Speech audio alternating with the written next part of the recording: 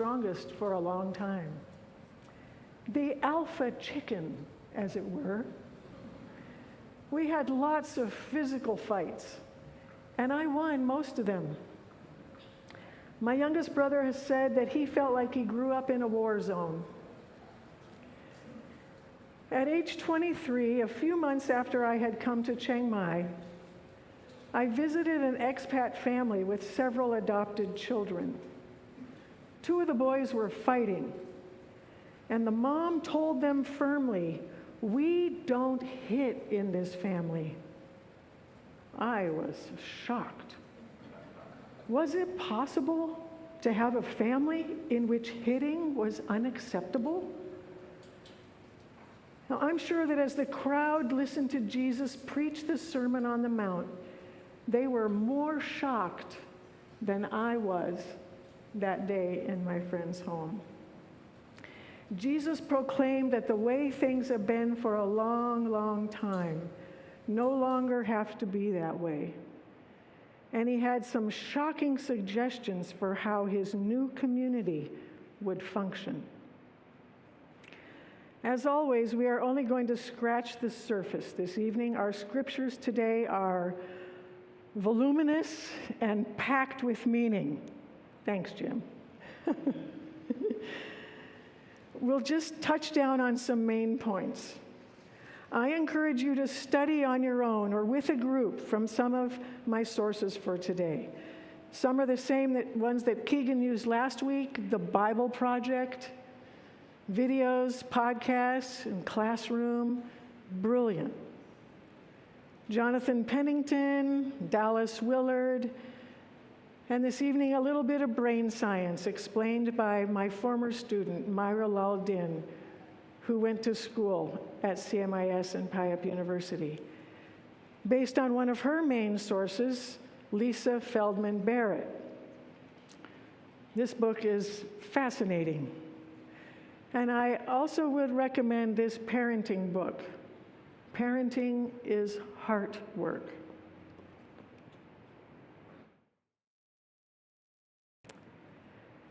Jesus began his announcement of his new community by clarifying his attitude toward the Torah.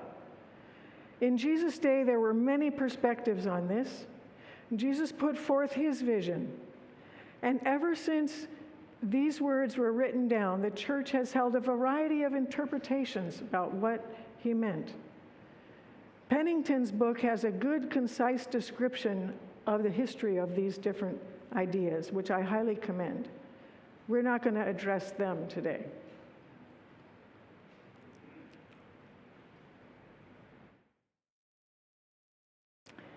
Our first section of scripture is Matthew 5:17 through 20. Jesus putting forth his vision of interpreting Torah. "Do not think that I have come to abolish the law or the prophets. I have not come to abolish them, but to fulfill them.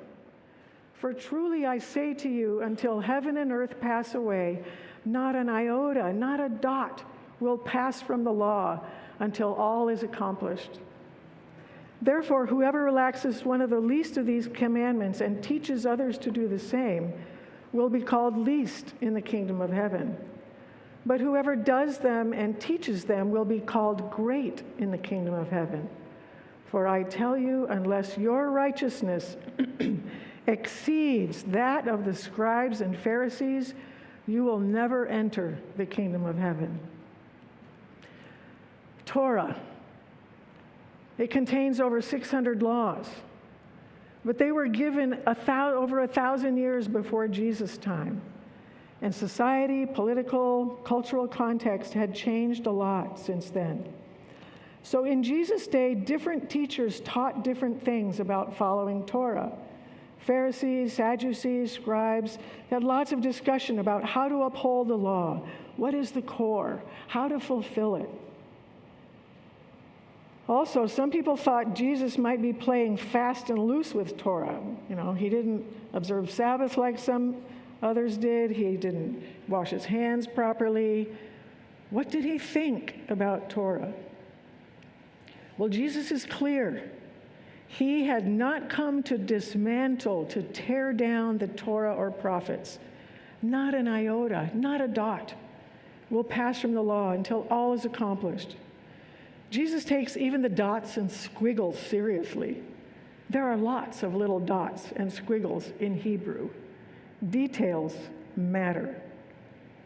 Jesus even seems to be connecting the dots to status in his new community. To be great in the kingdom, you need to both do and teach, even the littler laws. This connects with a major theme of the kingdom. In Mark 9:35-37, Jesus sat down and called the 12, and he said to them, "If anyone would be first, he must be last of all and servant of all." And he took a child and put him in the midst of them, and taking him in his arms, he said to them, "Whoever receives one such child in my name receives me. And whoever receives me receives not me, but him who sent me." Honor comes when we become the least. Hoping for and care for the least, the little children. In an honor-shame culture like Thailand, hoping for honor is not a bad thing. We gain honor as we live into the ideals of our community.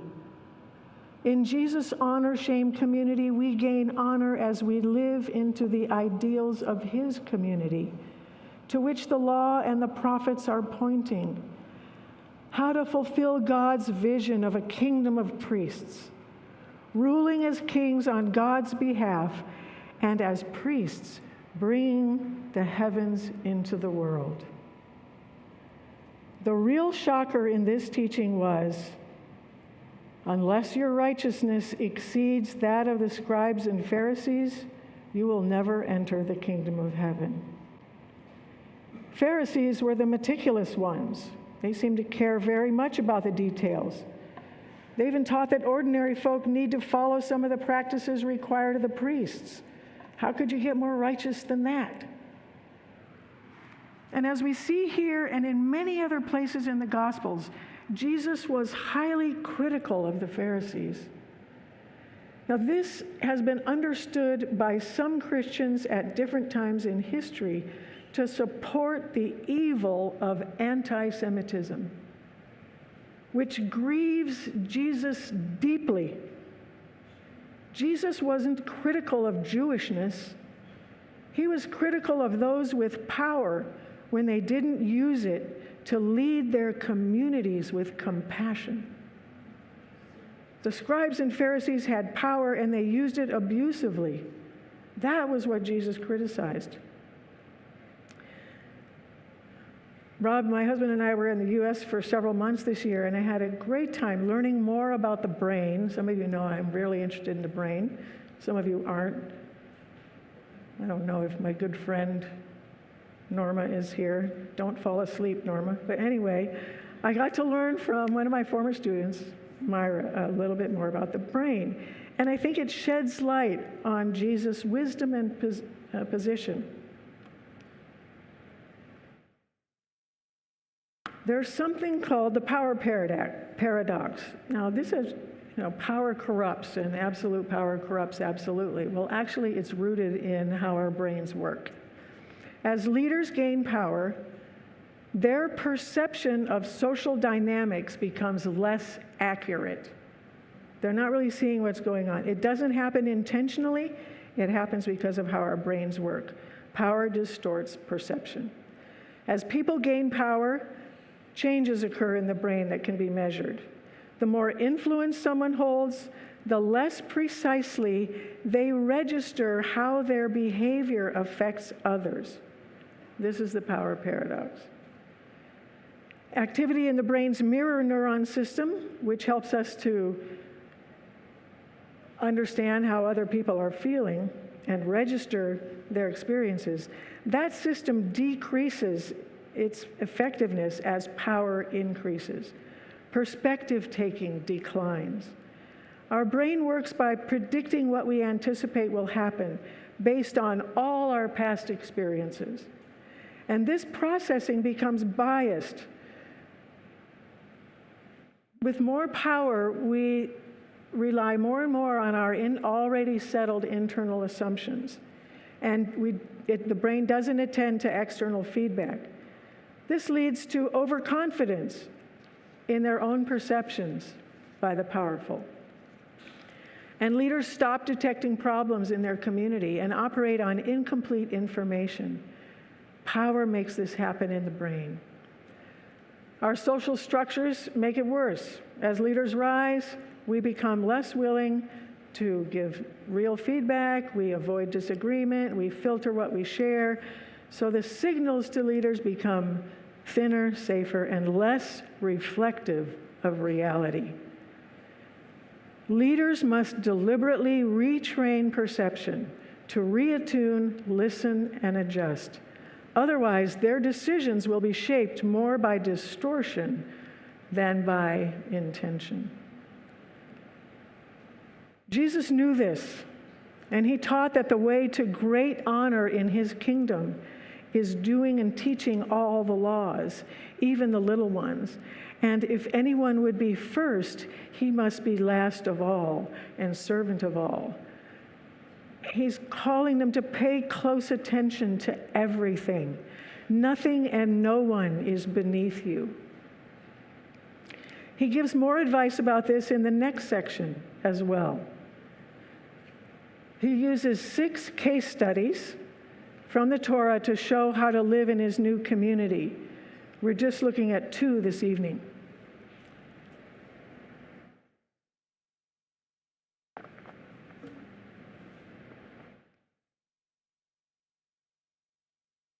Matthew 5:21-26. You have heard that it was said to those of old, you shall not murder, and whoever murders will be liable to judgment.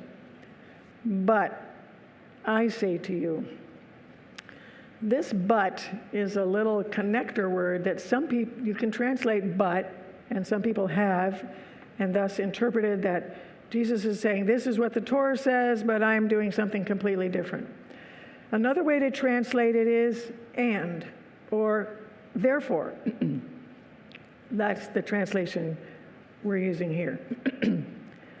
I say to you that everyone who is angry with his brother will be liable to judgment, and whoever insults his brother will be liable to the council, and whoever says, you fool, will be liable to the hell of fire. Well, let's deal with the hell of fire first, okay? Leaning heavily on the Bible Project. The fire of Gehenna. This is the first instance in the New Testament where this word is used, and most English translations translate it as hell. Jesus is the one who uses this word most often. It's a powerful symbol of judgment. Well, what did Jesus mean? Gehenna means the valley of the son of Hinnom. This is a valley that you can still go to see in Israel, south of Jerusalem. Something happened there that causes Jesus to use this place as a symbol of God's final judgment. For a long time, it was thought to be a Jerusalem trash dump that was burning most of the time. This led to notions that hell was an eternal fire. But it turns out that all the archaeological evidence for that theory is trash that was put there in the 13th century, long after Jesus was in Jerusalem. So what is Jesus referring to? It seems most likely that Jesus has in mind 2 kings, Ahaz and Manasseh. In 2 Chronicles, we are told that they sacrificed their children in fire, like the nations around them. The prophets Jeremiah and Ezekiel were outraged. In Jeremiah chapter 7, verse 30, God says, I did not command child sacrifice, nor did it ever come into my mind. Therefore, the days are coming. Babylon is coming. Judgment is coming. Jerusalem will be handed over. So many slain, their bodies will be burned and buried. Where you killed infants in fire, your lives will be taken. God will bring judgment.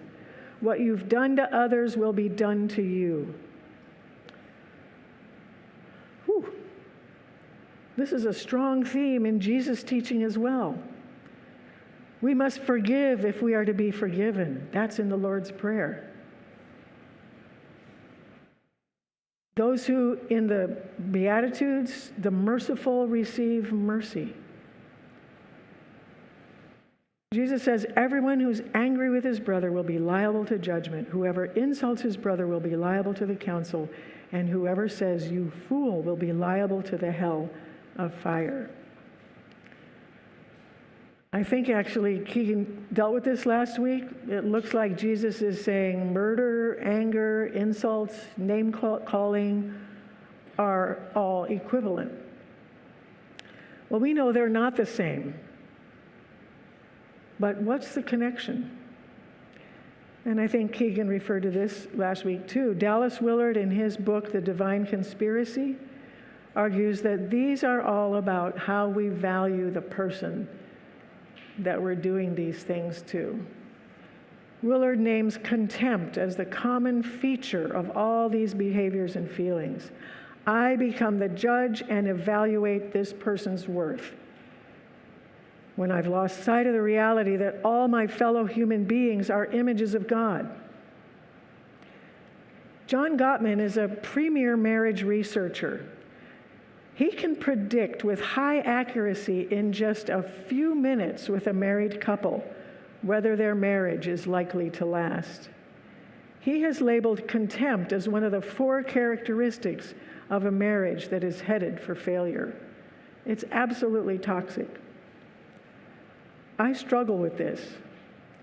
Most of the time, I think my husband Rob is a pretty wonderful person, but sometimes I don't.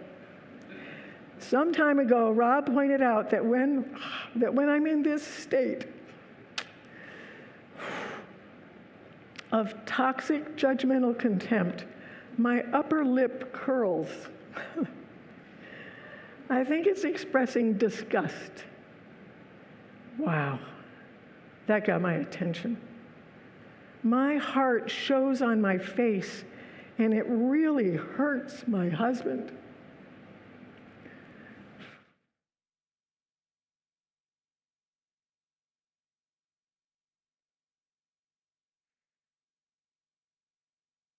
I've struggled with this all my life. First with my siblings. I was the superior chicken, after all. And then with Rob. This is what I'm working on in the STEPS course that we started last week, a 12-step approach to change. Contempt is an old, ingrained habit of my soul. We used to call it a besetting sin, and I can't fix it on my own. I need God's power, and I need a community to hold me with love and grace. I need confession and a reconciliation process. I hope in this process to become more aware of my heart's pride sooner and to receive freedom from Jesus to grow new habits of humility, gratitude, and appreciation. Contempt, sorry.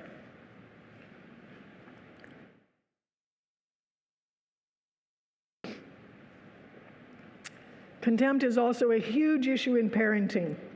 We belittle and damage. We don't always see our children as the images of God that they are.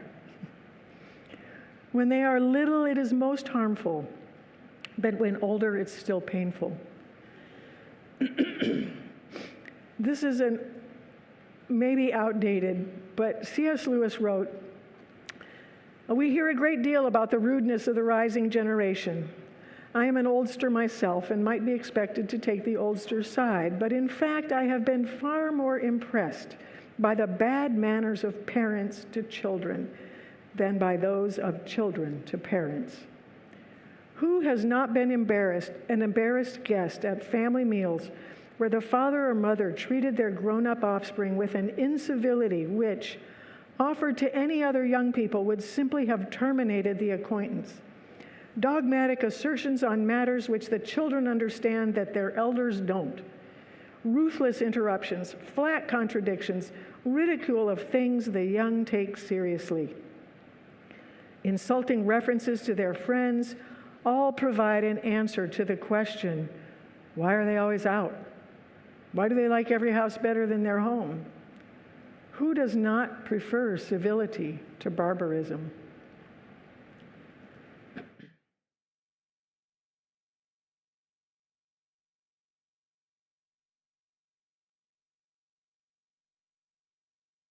So Jesus says, if you are offering your gift at the altar and there remember that your brother has something against you, leave your gift there before the altar and go. First be reconciled to your brother and then come and offer your gift. Come to terms quickly with your accuser while you are going with him to court, lest your accuser hand you over to the judge and the judge to the guard and you be put in prison. Truly I say to you, you will never get out until you have paid the last penny. In Jesus' new family, we don't allow these harms to fester. When Cain and Abel brought their gifts to God, it led to anger, resentment, and murder. Jesus is pronouncing a redo. In the new creation, we take responsibility and we deal with our failures and the ruptures they cause. We don't just keep going through the motions of church. We do the hard work, not work trying to get God's love. He loves us, and He has all we need for this. It is the hard work of facing the ugliness in our hearts and acknowledging it to the person we have hurt, but we do it. We ask for God's help. We allow Him to remind us of folks we have hurt, and we go.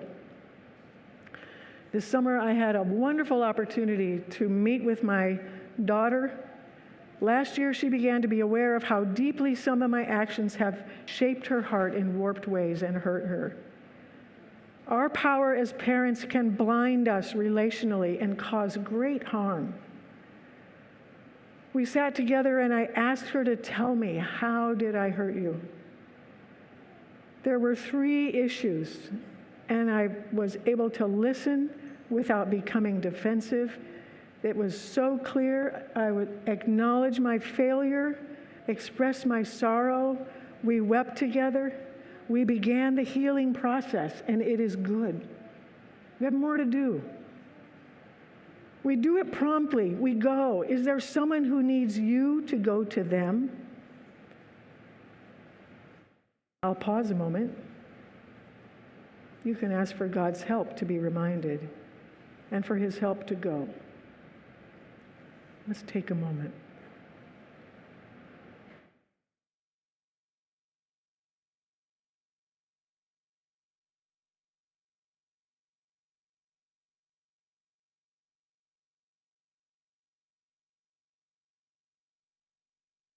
This book, Parenting is Heart Work, is a resource that I highly commend to parents if you want help with working at this.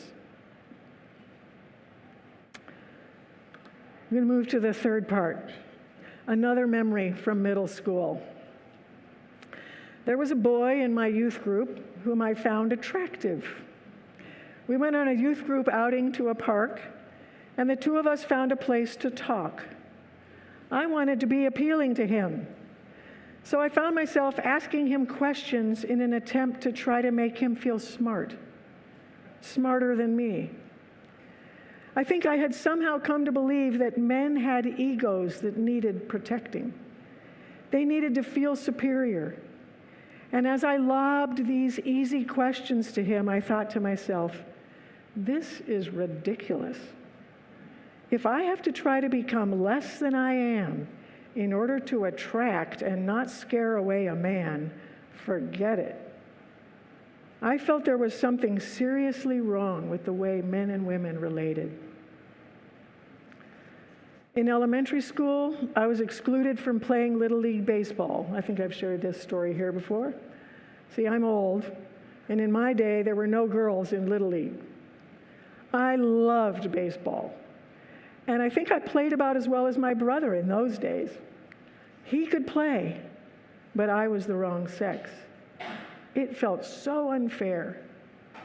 Someone asked me recently if my parents tried to help me fight the injustice. No, I don't think it ever occurred to them. It was just the way things were. deal with it. Well, Jesus doesn't say it's just the way things are, deal with it. He says, this is not what I made you for. We'll deal with it in my way. Jesus said, you have heard that it was said, you shall not commit adultery. But I say to you that everyone who looks at a woman with lustful intent has already committed adultery with her in his heart. If your right eye causes you to sin, tear it out and throw it away. For it is better that you lose one of your members than that your whole body be thrown into hell. And if your right hand causes you to sin, cut it off and throw it away. For it is better that you lose one of your members than that your whole body go into hell. Jesus is not talking about when a man sees a woman and is aware of her beauty and finds her attractive. He's talking about when a man looks. In Greek, it is present active participle. Goes on looking, stares, for the purpose of his own sexual enjoyment. The Bible Project video on this teaching illustrates this brilliantly. A man is staring at a woman, and we see her be gradually transformed into a piece of pottery. She becomes an object. During the past year, 2 women in this church shared with me their experiences of being treated this way by a man in the congregation and how awful it felt. I'm glad to report that when I shared this with our leaders, they did not say, that's just the way it's always been. Deal with it. They dealt with the man and made our community safer for women. Jesus shockingly recommends tearing out eyes and cutting off hands to deal with this. Well, he gets our attention, but what does he mean? He seems to be linking this back to Eden and Genesis 3.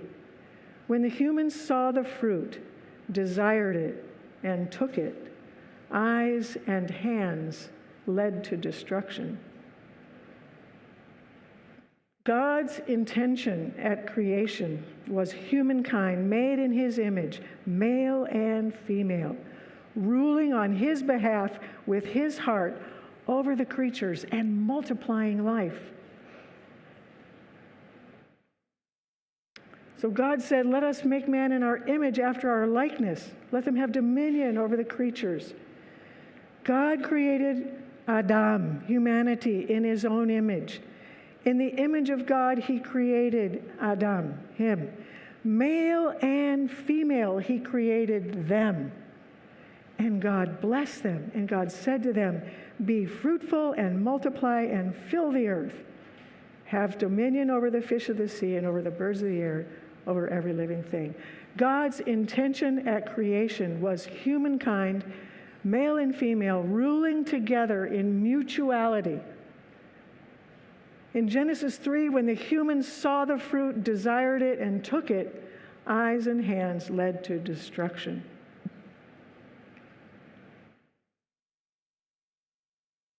And God describes the consequence of the wrong use of eyes and hands as pain for both male and female in their life-multiplying work, pain in gardening for men, and pain in childbearing for women, and dysfunction in their relationship.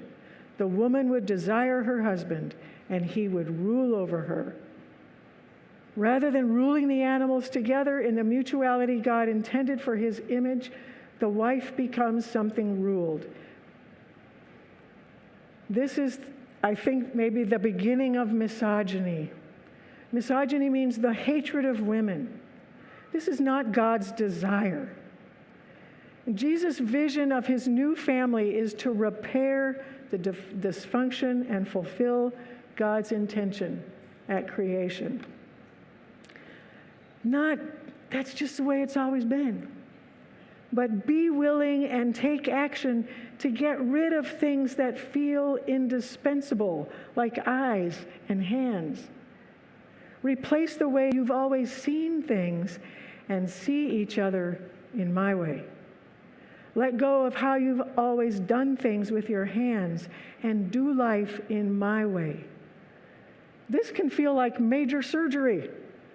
Who will I be if I let go of my long-held constructs of how things are and who I am? It's scary.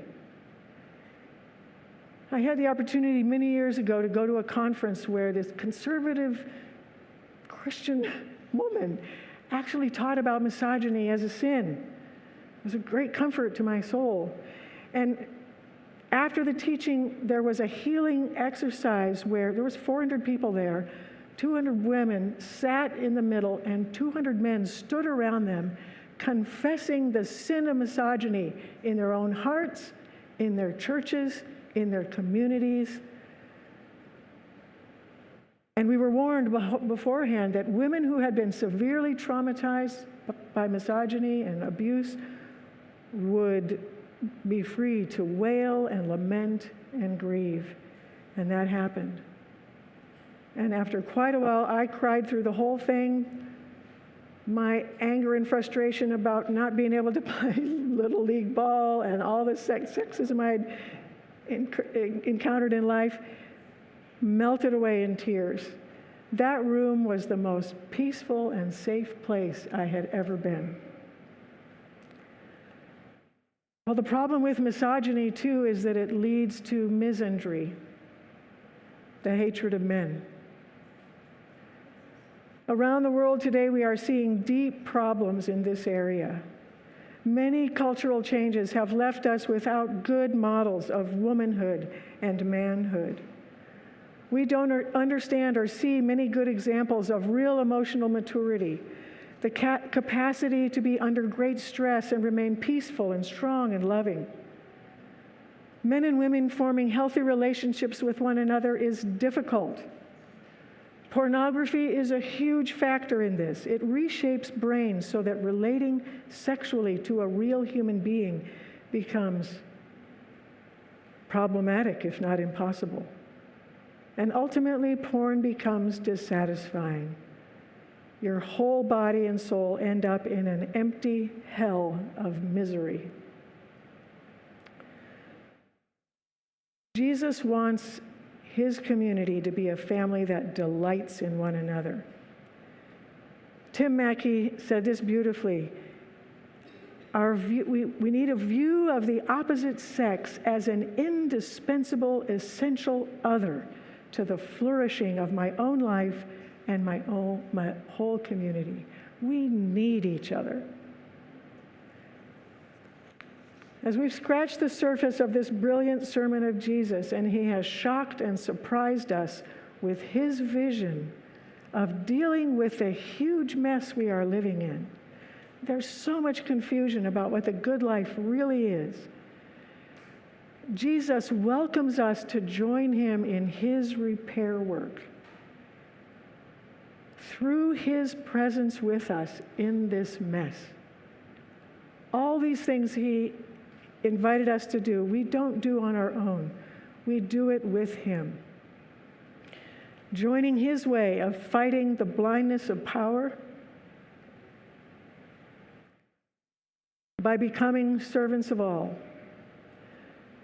If we have less power, we may need to ask Jesus for courage to speak up to power in love.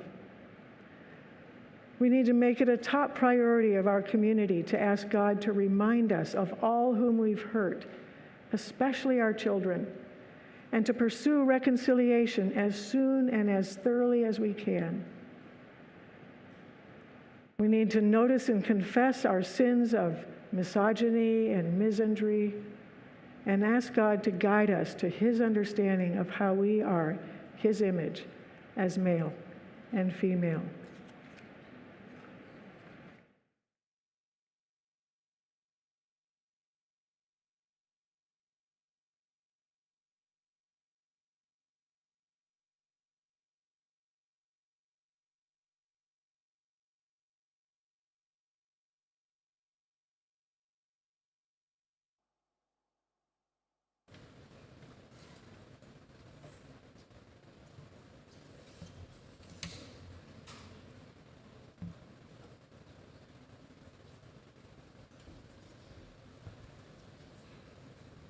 Would you stand as we sing our